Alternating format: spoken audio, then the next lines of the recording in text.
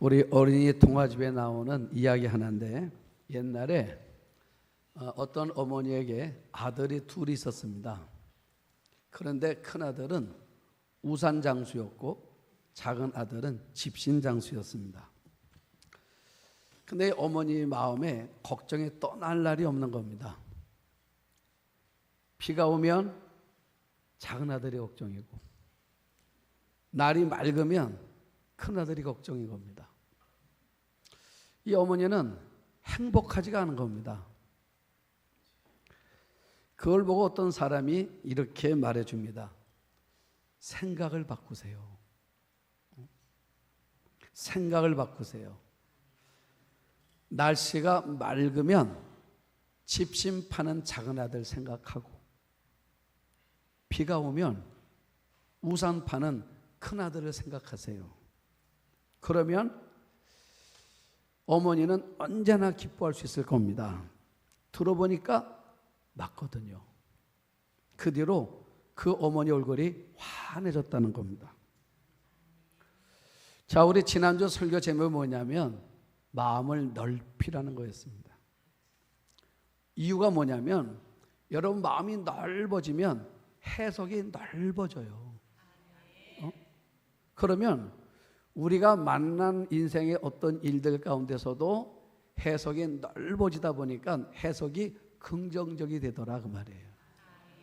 그런데 마음이 좁아지잖아요. 옹졸해지면은 해석이 좁아져.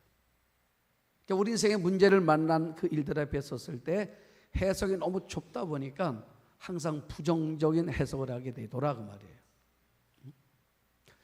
그러면서 이렇게 말씀을 드렸습니다. 성령님은 우리 마음을 자꾸 넓게 해주시고, 사탄은 우리 마음을 자꾸 좁게 하더라 그 말이에요. 그래서 여러분, 나는 여러분들이 항상 마음이 넓어져서 생각이 항상 밝은 생각 되기를 축복합니다.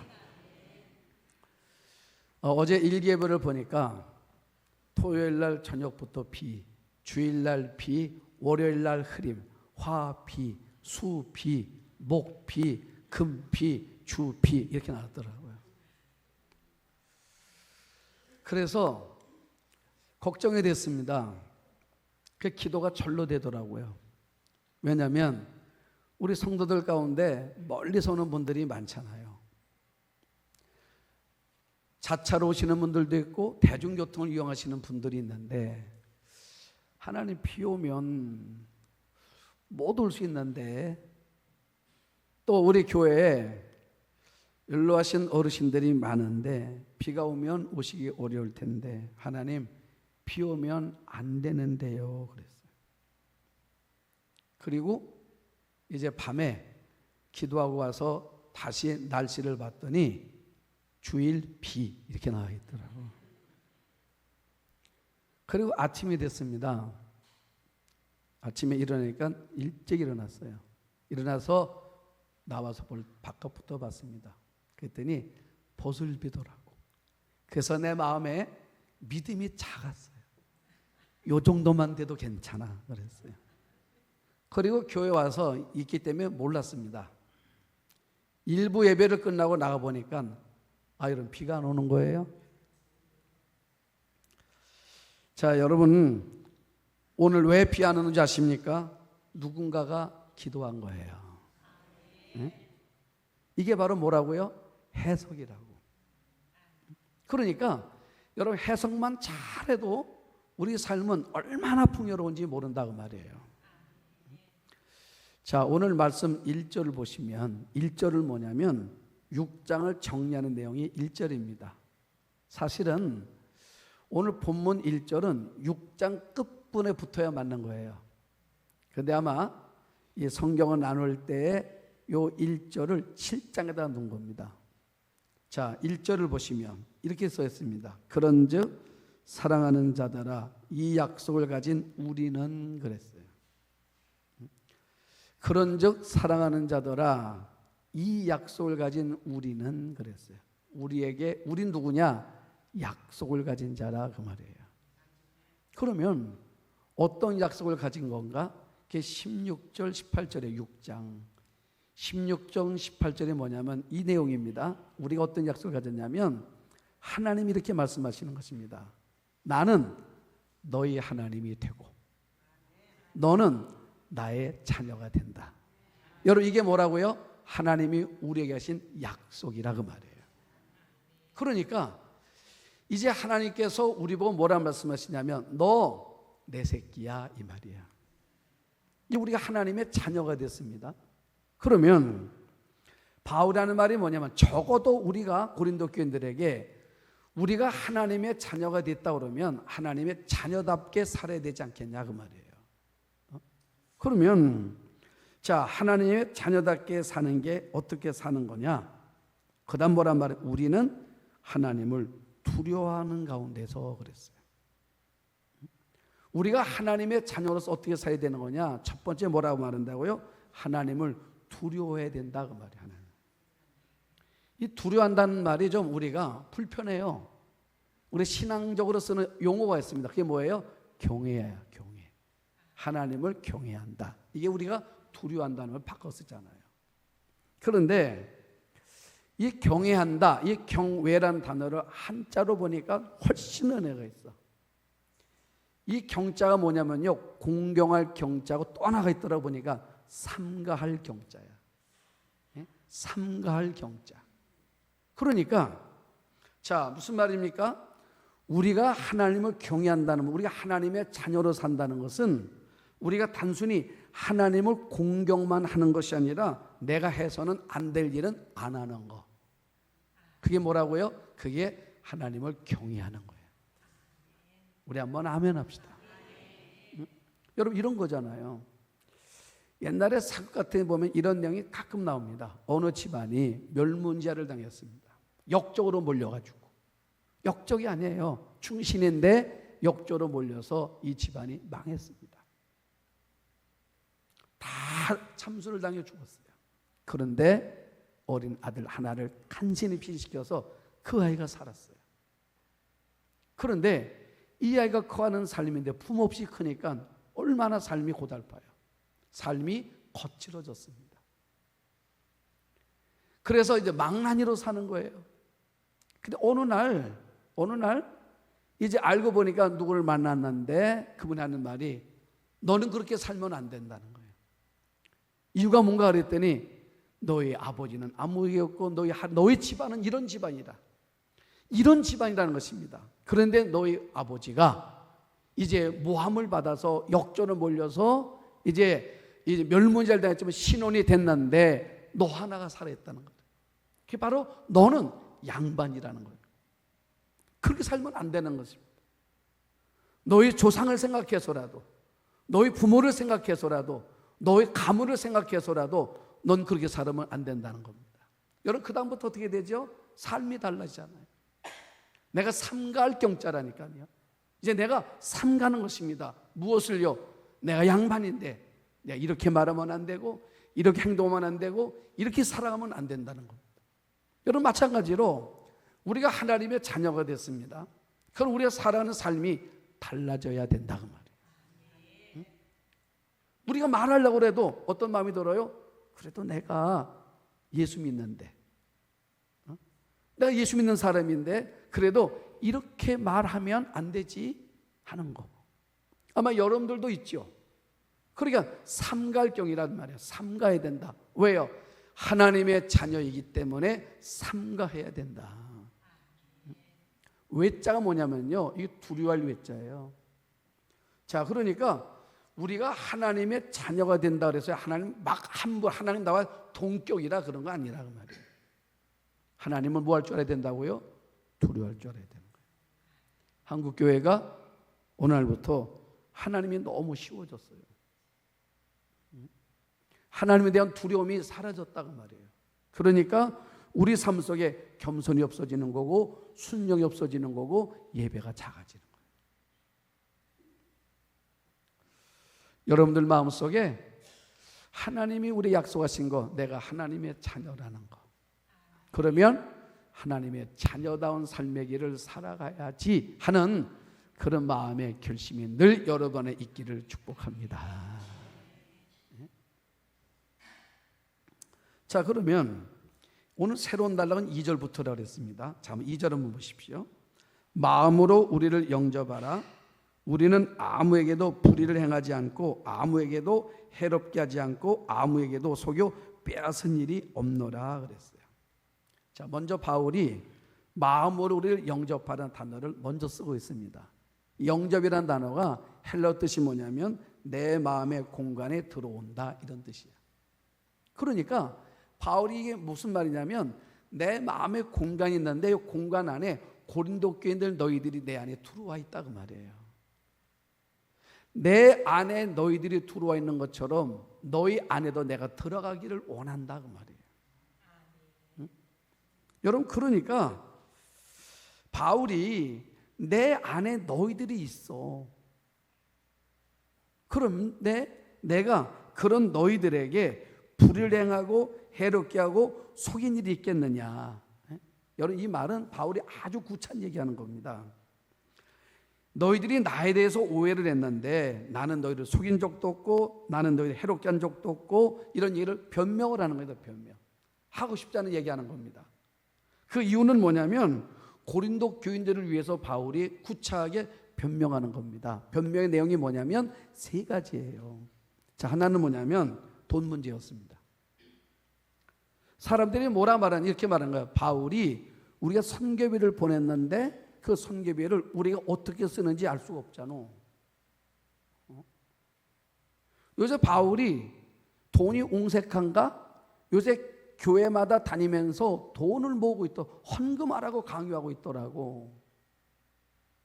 여러분, 바울이 왜 이 헌금을 지금 이 교회들마다 다니면서 헌금 모으는 이유가 뭐였습니까? 이유가 있었지요. 예루살렘 교회가 그 흉년이 들므로 교회가 어려움을 당했다고 그래서 예루살렘 교회를 도우려고 바울이 개척한 교회를 다니면서 모금 운동을 하고 있었던 거예요. 근데 바울이 뭐예요? 바울이 요새 돈밖에 몰라. 그리고 바울이 돈을 썼는데 우리가 보낸 선교비를 어떻게 썼는지 우리가 알 길이 없잖아. 이런 말 들으면 이게 얼마나 인간적으로도 여러분 이게 모욕감을 느끼는 거잖아요. 그다음 두 번째 뭐냐면 이런 얘기하는 것입니다. 이제 바울이 이제 전도 복음을 전하는데 사도로서의 삶의 상황들을 얘기하는 거예요. 서로 말하는 것입니다. 참 이상하다. 응? 참 이상하다. 저렇게 예수 잘 믿는다며. 근데 왜 저렇게 이 바울은 환난이 끝이 없어? 예수를 잘 믿으면 환난도 그쳐야 되는 거 아닌가? 한동안 바울 소식이 없길래 요새 잘 있나 했더니 감옥에 있더라고. 내 마음속에 하나님 함께하는 사람 아니야. 이렇게 말하는 거예요. 아마 여러분들도 살아가면서 그런 이야기 들을 때 가끔 있었을 겁니다. 자, 예수 잘 믿는데, 여러분 예수 잘 믿는데 삶 속에서 자꾸 어려운 일이 생겨요. 그 주변 사람들 뭐라 말합니까? 예수 잘 믿은 잘못 믿나 봐. 응? 뭔가 하나님한테 뭔가 벌 받는 것 같아. 저 사람 신앙생활 잘못하고 온 거야. 여러분 이런 이야기를 들을 때 우리 마음이 어떻습니까? 그러니까 바울은요 이런 얘기를 계속 듣는 거야. 상처가 되는 말들을. 그 바울이 여러분 예수를 잘못 믿어가지고 바울이 이런 일을 겪는 겁니까? 결코 아니잖아요. 그 세 번째는 뭐냐면 이 사도권이었습니다. 거짓 사도들이 등장하면서 바울이 계속 하는 말이 뭐냐면 바울은 가짜라는 거예요. 가짜 목사라는 것입니다. 제자 명단에도 없고 목사 명단에도 없는 사람이다. 가짜가 와서 진짜인 척했다. 이 얘기를 가지고 요 세 가지야. 그러니까 바울이 말하고 싶지 않았습니다. 그런데 구차하게 여기에 대해서 바울이요 변명 아닌 변명을 하는 거예요. 이유는 누구 때문에요? 고린도 교인들 때문에 바울이 구차하게 변명을 하고 있는 거야 지금. 그리고 그 왜 이렇게 변명하는 거냐? 이유를 3절에 이야기하는 것입니다. 내가 이 말을 하는 것은 너희를 정죄하려 하는 것이 아니라 옳고 그름 판단하는 게 아니란 말이에요. 내가 이전에 말하였거니와 너희가 우리 마음에 있어 함께 죽고 함께 살고자 함이라. 이걸 공동번역으로 보면 공동번역 개정판은 이렇게 해석했습니다. 한번 잘 들어보세요. 나는 여러분을 책망하려고 이 말을 하는 것이 아닙니다. 내가 전에도 말했듯이 여러분은 늘 내 마음속에 있어서 죽어도 같이 죽고 살아도 같이 살 사이가 아닙니까? 그래서 여기서 끝부분에 여러분은 늘 내 마음속에 있어서 죽어도 같이 죽고 살아도 같이 사는 거다. 그러니까 너 죽으면 나 죽는다. 이런 의미인가? 그런 의미 아니에요, 이거. 이건 어떤 의미냐면 그리스도로 말미암아 부름받은 동역자라며, 동역자. 우리 지난주에 말씀드렸죠. 너희는 믿지 않는 자와 멍에를 함께 매지 말라. 이 멍에라는 게 뭐냐고 말해요. 멍에를 함께 하지 말라는 것이 함께 살지 말라, 함께 지내지 말라, 그런 말 아니라고 그랬죠. 그렇죠, 여러분. 우리 가끔 그런 사람이 있어요. 너무 이 부분들을 너무 구분을 줘. 여러분, 우리가 이 땅을 살아가는데 아마 여러분 사람 이 세상 속에서 예수 믿는 사람이 많아요? 예수 안 믿는 사람이 많아요? 여러분 안 믿는 훨씬 많다니까. 직장을 가는데 자, 여기는 기독교인이 없다 그래서 나 회사 그만두겠다. 그러면 안 된다니까. 그런 의미 아니라고 그랬죠. 그런 의미가 아니라 이건 뭐라고? 몽에는 동역자, 영적인 부분을 말하는 거라고 말이에요. 그러니까 바울이라는 말이 뭐냐면 그리스도로 말미암아 우리는 서로가 뭐냐면 동역자라고 말해요. 동역자, 영적인 동역자. 그러니까 여러분이 고린도 교인들 너희들이 흔들리면 내가 흔들리더라고 말이에요. 왜요? 너희가 내 마음 안에 있으니까. 그게 동역자라는 것입니다. 여러분들 보세요. 이게 영적 운명 공동체인데 목사가 흔들리면 여러분들이 흔들리십니까? 흔들린다고 그래야 돼. 여러분 왜 흔들리는 거예요? 저를 바꿔 말해봐요. 여러분 자녀가 흔들리면 여러분 흔들려요? 안 흔들려요? 흔들리죠? 우리가 지금 오늘 좋은 일이 있어. 근데 우리 아이가 흔들려. 그럼 어때요, 여러분들? 그 좋은 일들이 내 마음에 좋은 일이 안 돼. 응? 내가 흔들린단 말입니다. 이게 왜요? 이게 가족 공동체라는 거예요. 영적 공동체는 뭐냐면, 여러분, 영적인 공동체는 영적인 사람 누가 흔들리면 내가 흔들린다는 거예요. 바울이 하는 말이 뭐냐면, 너희들이 흔들리니까 내가 흔들리더라 그 말이야.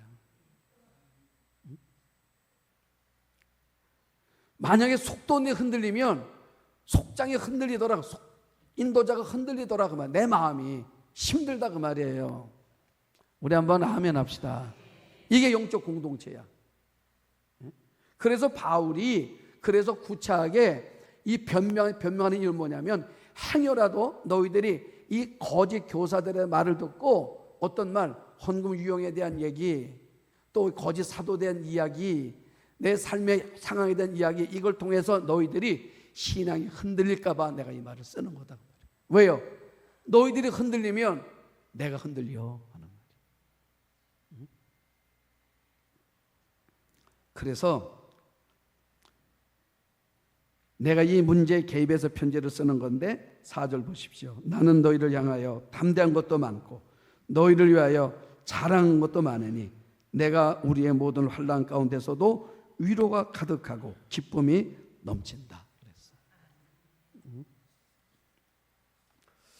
그러니까 바울이 당한 환난은 뭐예요? 매도 맞고 또 돌팔매질도 당하기도 하고 굶주리기도 하고 오해를 받고 무시도 당하고, 자, 이런 많은 일들이 있었어요. 그런데 이 환난 가운데서도 내가 위로가 가득하고 기쁨이 넘치게 됐대. 무엇 때문에? 그게 5절서부터 7절입니다. 자, 5절을 보시면 우리가 마게도냐에 이르렀을 때 우리 육체가 편하지 못하였고 사방으로 환난을 당하여 밖으로는 다툼이요 안으로는 두려움이었노라 그래서 6절 그러나 낙심한 자들을 위로하시는 하나님이 그랬어. 자, 이 얘기 한번 설명을 합니다. 지금 바울이 디도편에 고린도 전서 편지를 보냈단 말입니다.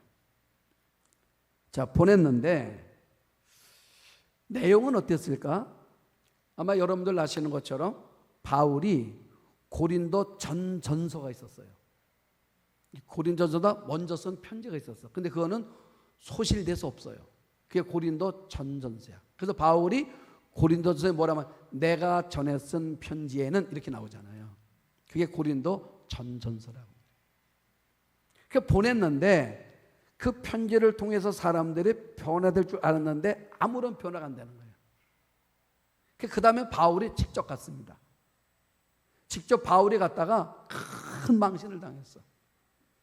사람들의 마음들이 너무 강팍해진 거예요. 그래서 바울이 거의 쫓겨나다시피 해서 에베소로 돌아왔습니다. 바울의 상처가 컸어요. 그리고 세 번째 보내는 겁니다. 그게 바로 뭐라고요? 우리가 본 고린도 전서야. 그러면 자, 이 고린도전서를 쓰는 겁니다. 전전서를 썼고 바울이 직접 다녀왔고 바울이 직접 보고 왔단 말이에요. 이번에는 아예 사람들을 보고 왔어요. 거짓 교사도 보고 왔습니다. 그들 현혹된 사람 다 보고 왔습니다. 보고 왔어요. 그러면 세 번째 편지를 쓴다라면 이 편지의 내용은 거칠을까 아니면 거칠지 않을까? 굉장히 거칠은 거예요. 내용이 굉장히 강한 겁니다. 막 야단도 치는 거예요. 그런 편지가 바로 그게 고린도 전서야. 그래서 바울이 그거를 디도편에 보낸 거예요. 보내면서 뭐라 말했냐면 우리 두로아에서 만나자 약속을 했어. 두로아에서 만나기로 서로 약속을 했습니다. 자, 그리고 바울이 에베소에서 두로아로 왔어요. 요쯤 되면 이제 이 편지를 전하고 디도가 돌아올 거라 생각하고 이제 만나기로 했는데 몇 달이 지나도 디도가 안 오는 거예요. 자, 디도가 안 오니까 아무리 기다려도 안 오는 것입니다. 안 오니까 바울의 마음이 점점 조마조마해지고 조급해지면서 바울의 마음속에 걱정이 되는 거예요. 그래서 바울이 너무 걱정이 되니까 바울이 말해요.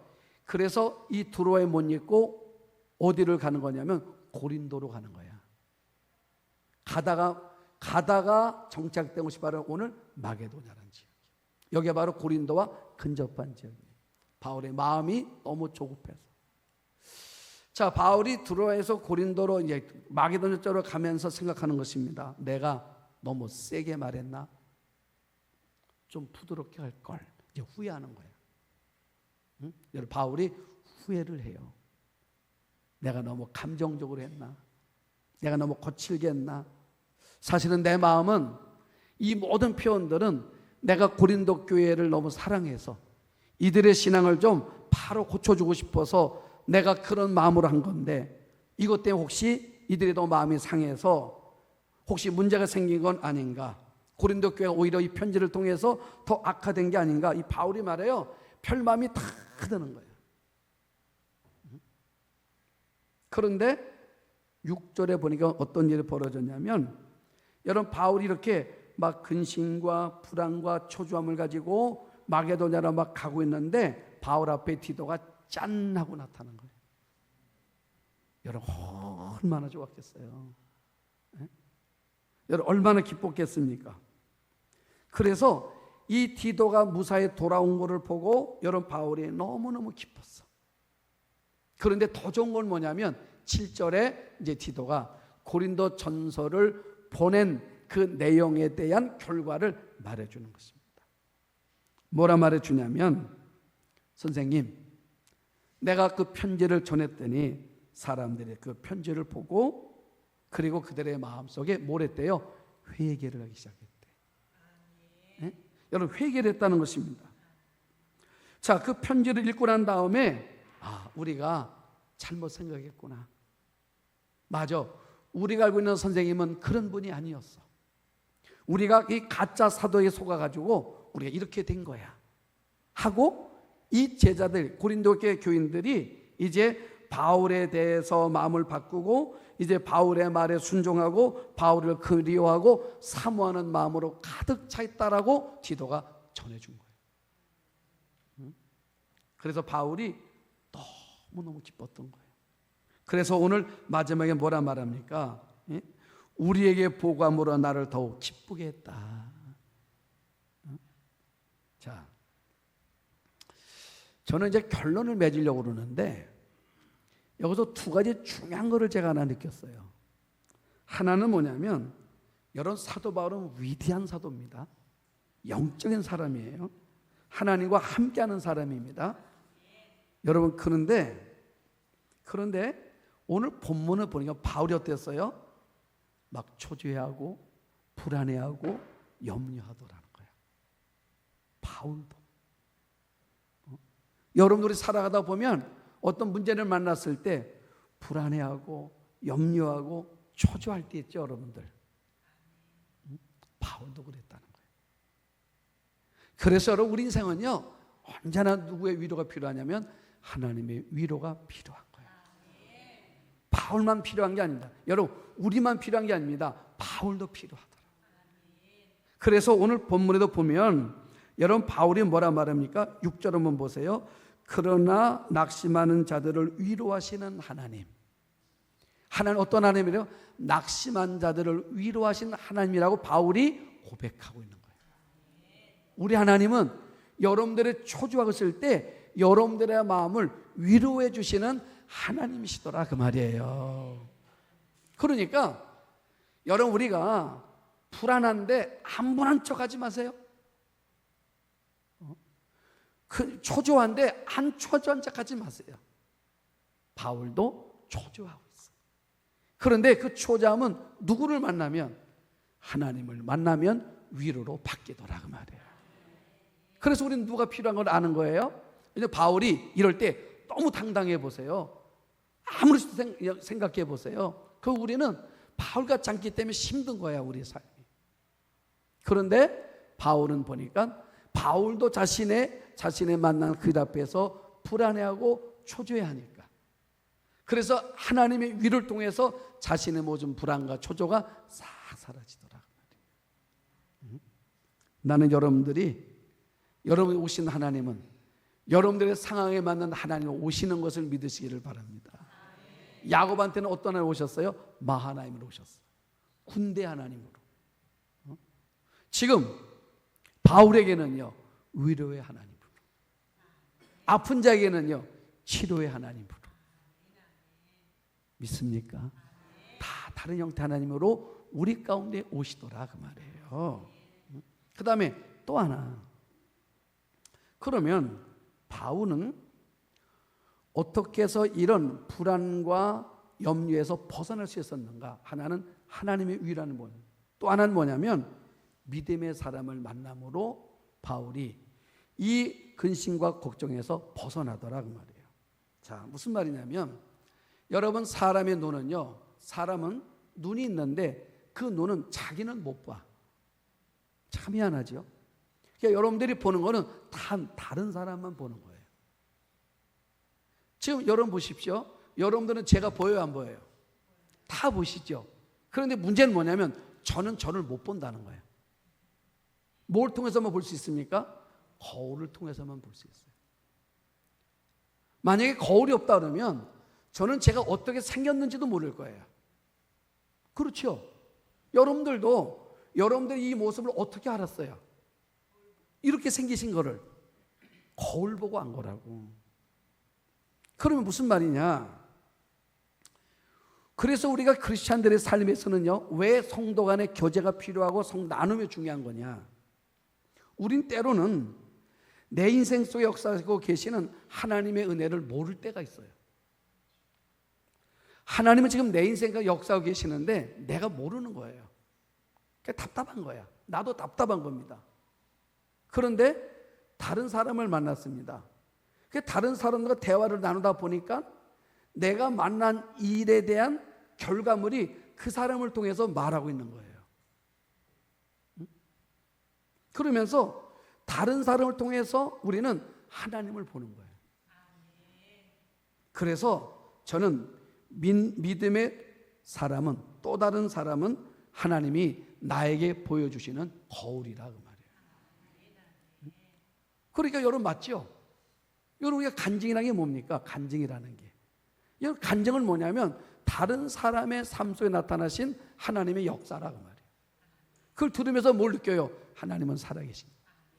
하나님은 능력이 많으신 분이고 하나님 지금도 일하시는 분이시고 이런 걸 느끼는 거잖아요. 그걸 배우는 거라고 말이에요. 그러면서 나를 보게 되는 거예요.